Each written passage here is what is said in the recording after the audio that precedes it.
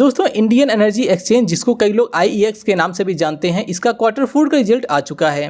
और मैं आपको पहले ही बता दूं, यहाँ पे सारा का सारा डेटा यहाँ पे लैक्स में दिया हुआ है, तो मैं इसको करोड़ में कन्वर्ट करके बताऊंगा, जिससे कि आप इसको आसानी से समझ पाएंगे। सबसे पहले हम यहाँ पे बात कर लेते हैं टोटल इनकम की। तो लास्ट ईयर कंपनी ने किया था 149 करोड़ की टोटल इनकम। पिछले क्वार्टर में कंपनी की थी 159 करोड़ की टोटल इनकम, और इस क्वार्टर में कंपनी ने की है 172 करोड़ की टोटल इनकम। अगर हम यहाँ पे बात करते हैं कि कंपनी ने यहाँ पे कितनी ग्रोथ दिखाई है, तो क्वार्टर ऑन क्वार्टर बेसिस पे कंपनी ने 8% की यहाँ पे हमें ग्रोथ दिखाई है।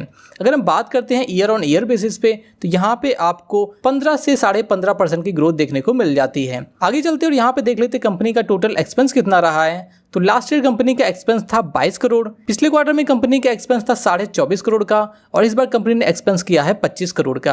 आगे देखते हैं यहाँ पे कंपनी का टोटल प्रॉफिट कितना रहा है सभी खर्चों को काटने के बाद। तो यहाँ पे आपको देखने को मिल जाएगा लास्ट ईयर कंपनी का जो प्रॉफिट था वो था 95 करोड़ का। अगर हम बात करते हैं पिछले क्वार्टर का, तो कंपनी का प्रॉफिट था 103 करोड़ का। और अगर हम बात करते हैं इस क्वार्टर की, Q4 की, तो यहाँ पे कंपनी का कुल प्रॉफिट था 112 करोड़ का। यहाँ पे अगर हम बात करते हैं कितनी हमें ग्रोथ देखने को मिलती है, तो आपको यहाँ पे क्वार्टर ऑन क्वार्टर बेसिस पे करीबन 8% की ग्रोथ देखने को मिल जाती है। अगर हम बात करते हैं ईयर ऑन ईयर बेसिस पे, तो यहाँ पे आपको 17% की ग्रोथ देखने को मिलती है।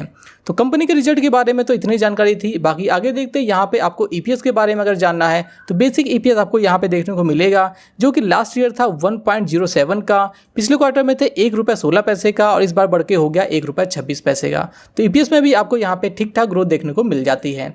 बाकी आगे बढ़ते और यहाँ पे अगर आपके पास इसके शेयर्स पड़े हुए हैं, तो यहाँ पे मैं आपको दिखा देता हूँ कंपनी ने डिविडेंड दिया है। तो यहाँ पे मैं सर्च कर लेता हूँ डिविडेंड, और यहाँ पे आपको देखने को मिलेगा कंपनी ने इस क्वार्टर में ₹1.5 का डिविडेंड आप सभी के लिए अनाउंस किया है। तो अगर आपके पास इसके शेयर्स हैं, तो आपको ₹1.5 प्रति इक्विटी शेयर के हिसाब से डिविडेंड देखने को मिल जाएगा। बाकी इस कंपनी का रिजल्ट कैसा आया है, आपको कैसा लगा इस कंपनी का रिजल्ट, आप कमेंट करके हमें जरूर बताइएगा।